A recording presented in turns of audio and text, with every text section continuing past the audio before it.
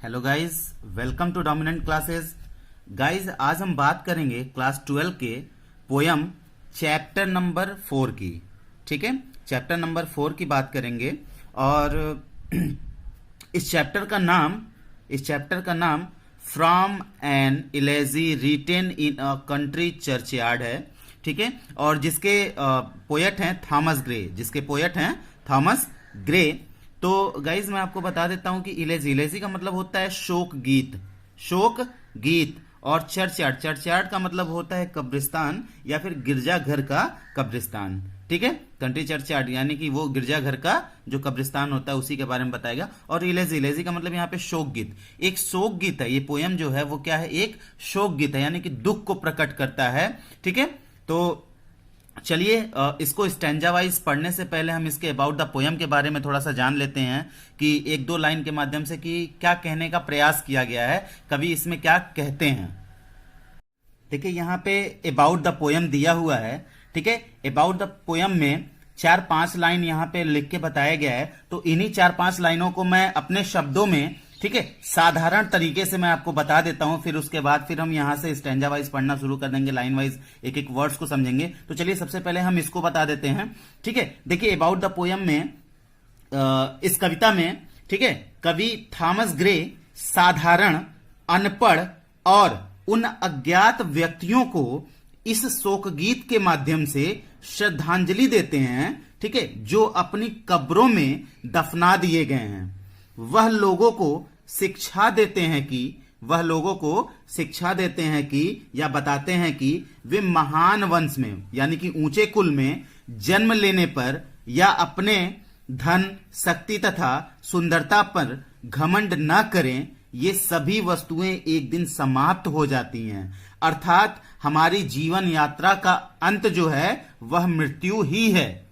अर्थात हमारी जो जीवन यात्रा है उसका अंत जो है वो मृत्यु ही है। चाहे वो इंसान कितना ही अमीर क्यों ना हो, कितना ही सुंदर क्यों ना हो और कितना ही धनवान क्यों ना हो। ठीक है, इसीलिए अपने ऊपर कभी हमें प्राउड नहीं करना चाहिए, यानी कि घमंड नहीं करना चाहिए। तो चलिए गाइस, आई होप आपको अबाउट द पोएम समझ में आ गया होगा। ठीक है, अब हम चलते हैं अपने स्टैंजा वाइज और एक लाइन इसको समझते हैं और देखते हैं। देखिए पहले वाली लाइन में क्या कह रहे हैं, the curfew tolls the knell of parting day. अब यहां पे जो ये कर्फ्यू है ना, कर्फ्यू का मतलब वो कह रहा है यहां पे गिरजाघर की घंटी। और टॉल्स का मतलब यहां पे धीरे धीरे बजना कुछ समय तक। ठीक है, धीरे धीरे बजना कुछ समय तक। द नेल, ठीक है, नेल में यहां पे के साइलेंट है। ठीक है, द नेल का मतलब होता है अंतिम समय बजने वाली घंटी। अंतिम समय बजने वाली घंटी यानी कि शाम को बजने वाली घंटी, शाम में बजने वाली घंटी ऑफ पार्टिंग डे। ठीक है, पार्टिंग डे का मतलब होता है दिन का अंत या सूर्यास्त भी हम कह सकते हैं। ठीक है, यानी सूर्य जब अस्त होता है, या फिर हम ये भी कह सकते हैं दिन की विदाई। ठीक है, यानी कि दिन जब ढलता है तो उसे हम सूर्यास्त कहते हैं। कह रहा है the curfew tolls the knell of parting day, यानी गिरजाघर की शाम को धीरे धीरे बजने वाली घंटी की आवाज दिन की समाप्ति की सूचक है। ठीक है, the curfew tolls the knell of parting day, गिरजाघर की शाम को धीरे धीरे बजने वाली घंटी की आवाज दिन की समाप्ति की सूचक है। ठीक है, या सूर्यास्त होने की सूचक है। गाइस, आई होप आपको समझ में आ रहा होगा। उसके बाद फिर देखिए सेकेंड लाइन में, the lowing herd wind slowly over the lea. यहां पे लोविंग का मतलब यहां पे जो है वो रम्हाते हुए। ठीक है, लोविंग का मतलब रम्हाते हुए। और हर्ड का मतलब होता है पशुओं का झुंड या पशुओं का समूह। ठीक है, अच्छा उसके बाद फिर यहां पे देखिए स्लोली का मतलब धीरे। ठीक है, और यहां पे ली का मतलब होता है यहां पे घास युक्त भूमि या फिर चारागाह का रास्ता। तो चलिए एक बार इस लाइन को हम हिंदी में समझ लेते हैं। देखिए क्या कह रहे हैं, the lowing herd wind slowly over the lea, यानी कि चारागाह के रास्ते पर पशुओं का झुंड रम्हाते हुए धीरे धीरे लौट रहा है। ठीक है, यानी कि चारागाह के रास्ते पर पशुओं का समूह रम्हाते हुए धीरे धीरे लौट रहा है।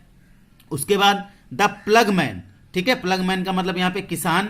ठीक है, होमवर्ड का मतलब घर की ओर। ठीक है, और प्लॉट्स का मतलब थकान, थकान के कारण, या मतलब ये भी कह सकते हैं कि पैर को घसीट कर, ठीक है। ही इज वियरी का मतलब होता है थका हुआ, वे का मतलब यहां पे रास्ता, ठीक है। तो देखिए फिर से एक बार पढ़ लेते हैं। The ploughman homeward plods his weary way, यानी कि दिन भर के परिश्रम से थका हुआ किसान भी पैरों को घसीट कर घर की ओर चल रहा है, ठीक है। यानी कि प्लगमैन का मतलब यहां पे किसान, यह कह रहा है कि दिन भर के परिश्रम से थका हुआ, ठीक है, किसान भी पैरों को घसीट कर घर की ओर चल रहा है। उसके बाद फिर देखिए लास्ट वाली लाइन में, and leaves the world to darkness and to me, ठीक है। लीव्स, लीव्स का मतलब छोड़ देना, ठीक है, छोड़ देते हैं, और वर्ल्ड का मतलब संसार, डार्कनेस का मतलब अंधेरापन, ठीक है, मी का मतलब मुझे, and leaves the world to darkness and to me, यानी कि कह रहे हैं कि इस वाली लाइन में कवि कहते हैं कि ठीक है, अब पूरे संसार में अंधेरा हो जाएगा और मुझे इसमें और मुझे इसमें अकेले छोड़ देते हैं, ठीक है। And leaves the world to darkness and to me, यानी कि कवि कहते हैं कि अब पूरे संसार में अंधेरा हो जाएगा और मुझे इसमें अकेले छोड़ देते हैं, या फिर हम ये भी कह सकते हैं कि अब पूरे संसार में अंधेरा हो जाएगा और मैं भी इस अंधेरे में अकेला रह जाऊंगा, या फिर एक लाइन और दूसरे तरीके से भी इसको कह सकते हैं कि और संसार अंधेरा छोड़ देता है मेरे लिए, ठीक है गाइस। आई होप आपको समझ में आ रहा होगा। चलिए दूसरे स्टेंजा पे चलते हैं। देखिए यहां पे कह रहे हैं, beneath those rugged elms that yew tree's shade. Beneath, beneath का मतलब होता है नीचे, ठीक है। रग्ड का मतलब होता है खुरदुरा या भद्दा। इल्म्स, इल्म्स एक प्रकार का जंगली पेड़, ठीक है। दैट यू, यू का मतलब होता है सदाबहार, और ट्रीज का मतलब, ट्री का मतलब होता है पेड़, ठीक है। और सेड का मतलब होता है छाया। तो देखिए beneath those rugged elms that yew tree's shade, इसकी हिंदी होती है, उनकी कब्र या तो इल्म्स नामक पेड़ के नीचे या सदाबहार पेड़ों की छाया में है, ठीक है। उनकी कब्र या तो इल्म्स नामक पेड़ के नीचे या सदाबहार पेड़ों की छाया में है। अच्छा, यहां पे किसकी कब्र, यहां पे एक क्वेश्चन आता है किसकी कब्र। तो मैं आपको बता दूं कि एक गांव होता है, ठीक है। यहां पे देखिए दिया हुआ है हैमलेट, हैमलेट के जो पूर्वज होते हैं, ठीक है, उनकी कब्र यहां पे बनाई गई होती है, उसी को कवि यहां पे बता रहे हैं। तो इसको आई होप आप अच्छे से समझिएगा इस स्ट्रेंजा को। तो देखिए यहां पे beneath those rugged elms that yew tree's shade, यानी कि यहां कह रहे हैं उनकी कब्र या तो इल्म्स नामक पेड़ के नीचे या, ठीक है, सदाबहार पेड़ों की छाया में है। Where heaves the turf, where heaves the turf in many a mouldering heap, ठीक है। तो यहां देखिए वेयर हीव्स, हीप्स का मतलब होता है उठना, ठीक है, या उगना, ठीक है। टर्फ का मतलब होता है सूखी घास, और मॉल्डरिंग, मॉल्डरिंग का मतलब होता है टूटते हुए, ठीक है, टूटते हुए या फिर ढहते हुए। और हीप का मतलब होता है ढेर, हीप का मतलब होता है ढेर। तो देखिए where heaves the turf in many a mouldering heap, यहां पे कवि कहते हैं जहां ये कब्रें, ठीक है, सूखी घास के मैदान में बनी हैं और उनके ऊपर मिट्टी के ढेर हैं, जिनकी मिट्टी ढहकर नीचे गिर रही है, जिनकी मिट्टी ढहकर नीचे गिर रही है। उसके बाद देखिए each in his narrow cell for ever laid, ठीक है। यहां पे देखिए नैरो सेल का मतलब होता है छोटी कब्र, ठीक है, नैरो सेल का मतलब छोटी कब्र। फार एवर, एवर का मतलब हमेशा या सदा, और लेड का मतलब होता है लेटना। Each in his narrow cell for ever laid, प्रत्येक अपने छोटी कब्र में हमेशा के लिए लेटे हुए हैं, यानी कि प्रत्येक, उस गांव के प्रत्येक पूर्वज अपनी छोटी कब्र में हमेशा के लिए लेटे हुए हैं। उसके बाद फिर देखिए क्या हो रहा है, द रूड, ठीक है, forefathers of the hamlet sleep, ठीक है। रूड, रूड का मतलब सीधे साधे साधारण, ठीक है। फोर फादर्स का मतलब पूर्वज, ऑफ द हैमलेट, हैमलेट का मतलब यहां पे जो है एक छोटा सा गांव, एक गांव का नाम है हैमलेट, और स्लीप, स्लीप का मतलब सोना, ठीक है। The rude forefathers of the hamlet sleep, यानी कि छोटे से गांव के सीधे साधे पूर्वज इसमें सोए हुए हैं, छोटे से गांव के सीधे साधे पूर्वज इसमें सोए हुए हैं, यानी कि दफना दिए गए हैं, ठीक है। गाइस आई होप आपको समझ में आ रहा होगा। अब चलिए अगले स्टेंजा में देखते हैं वो क्या कहते हैं। देखिए यहां पे कह रहे हैं, the breezy call of incense breathing morn, ठीक है। द ब्रीजी, ब्रीजी का मतलब होता है सुखद, कॉल का मतलब पुकार, इंसेंस ब्रीथिंग मॉर्न का मतलब होता है प्रातः काल की सुगंधित वायु, ठीक है। इंसेंस ब्रीथिंग मॉर्न का मतलब होता है प्रातः काल की सुगंधित वायु। तो देखिए the breezy call of incense breathing morn, यानी कि प्रातः काल की सुगंधित वायु सभी को आकर्षित करती है, ठीक है। या फिर हम ये भी कह सकते हैं कि प्रातः काल की सुगंधित वायु सभी को पुकारती है।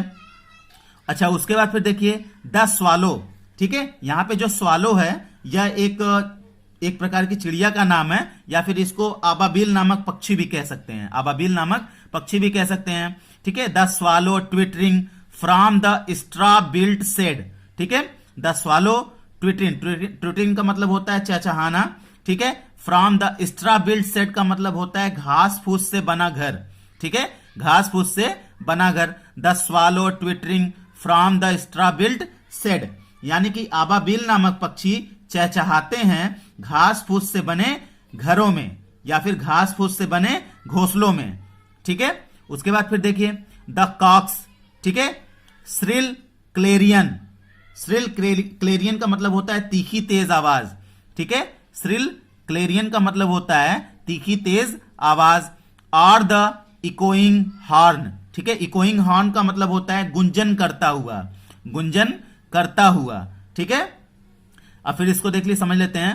द कॉक्स श्रिल क्लेरियन और द इकोइंग हॉर्न, यानी कि मुर्गा सोए हुए लोगों को जगाने के लिए जोर जोर से तेज आवाज में गुंजन करता है, ठीक है।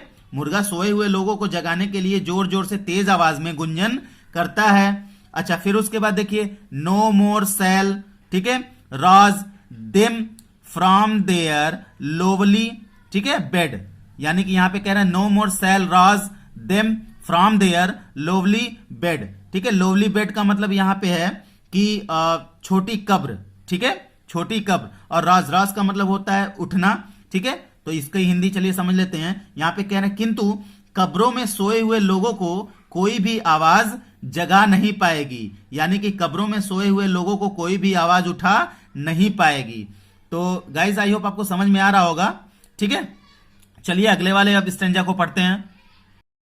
चलिए इस स्टैंजा को पढ़ते हैं। फिर यहां से देखिए, इस स्टैंजा को पढ़ाने से पहले मैं आपको बता दूं कि इस स्टैंजा में कवि, ठीक है, कहते हैं धनी एवं महत्वाकांक्षी व्यक्तियों से, यानी कि किससे कहते हैं? धनी लोगों से और महत्वाकांक्षी व्यक्तियों से कहते हैं जो ऊंचे कुल में पैदा हुए होते हैं, ठीक है।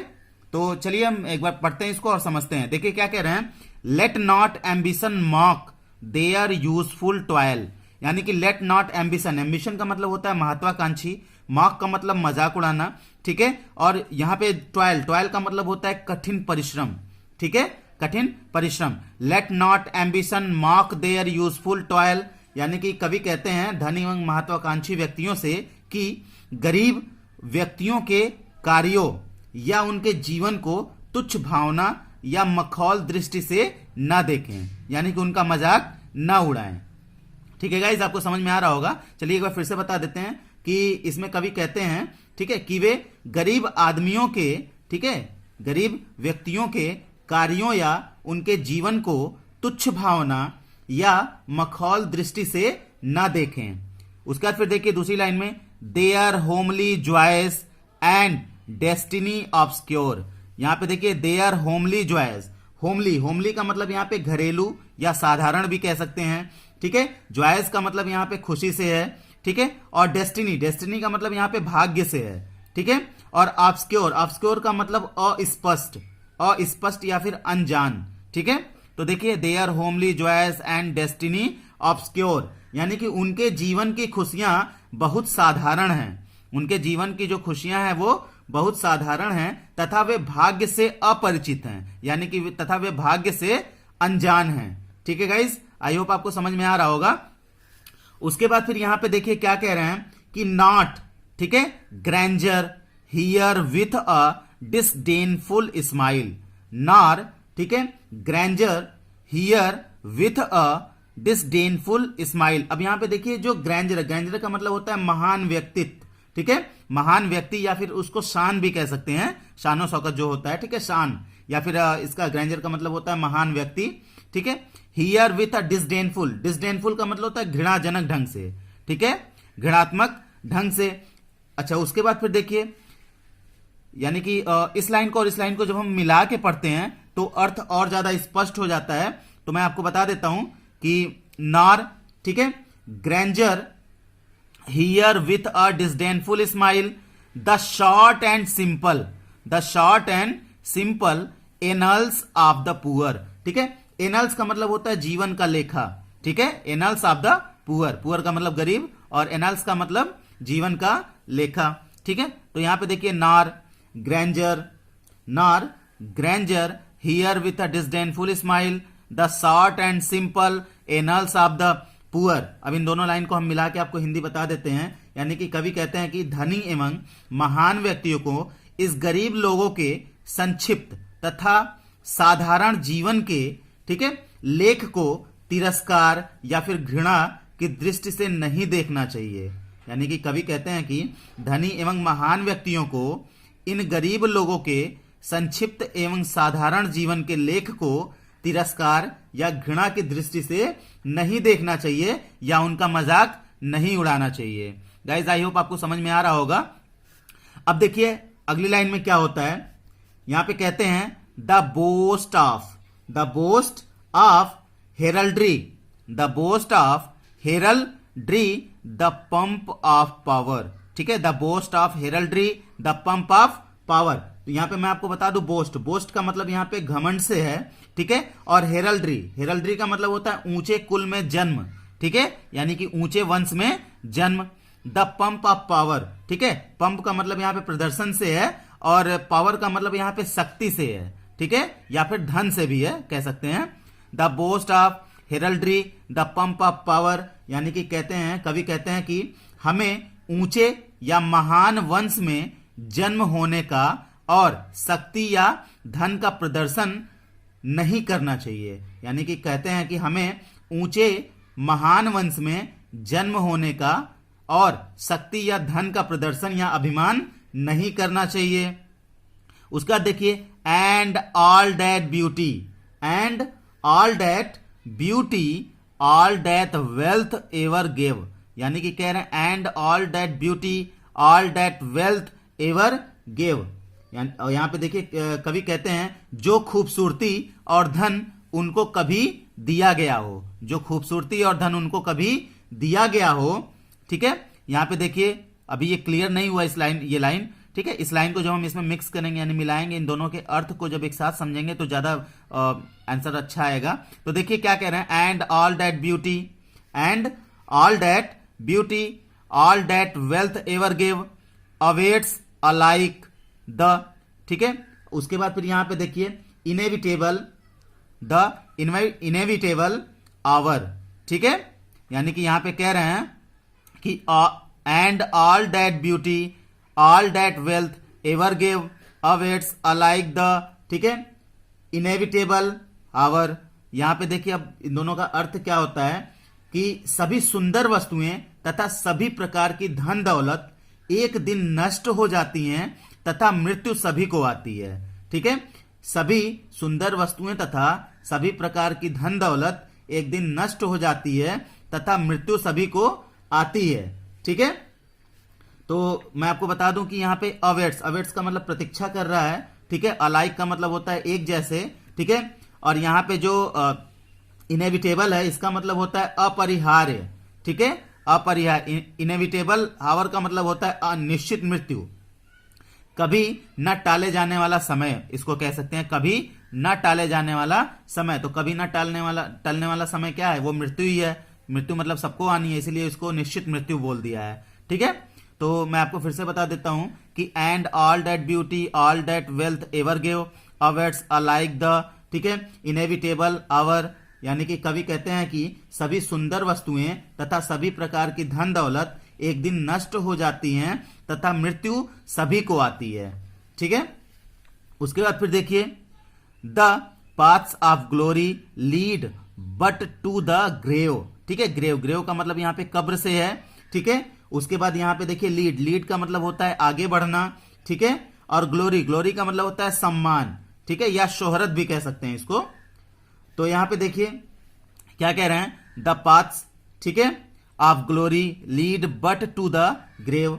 इंसान को अपने जीवन में कितना भी सम्मान या शोहरत मिल जाए लेकिन एक दिन उसे कब्र में जाना है, अर्थात उनका भी अंत मृत्यु ही है। तो गाइज आई होप आपको ये वीडियोस समझ में आया होगा और अच्छा भी लगा होगा। तो गाइज अगर आप लोगों ने मेरे चैनल को सब्सक्राइब और लाइक नहीं किया है तो आप सब्सक्राइब कर लें, लाइक कर दें और बेल आइकन को जरूर दबाएं, क्योंकि आने वाले अगले वीडियोस की नोटिफिकेशन आपको जल्दी से जल्दी मिल सके। गाइज तब तक के लिए आपको have a nice time, good day, thank you very much.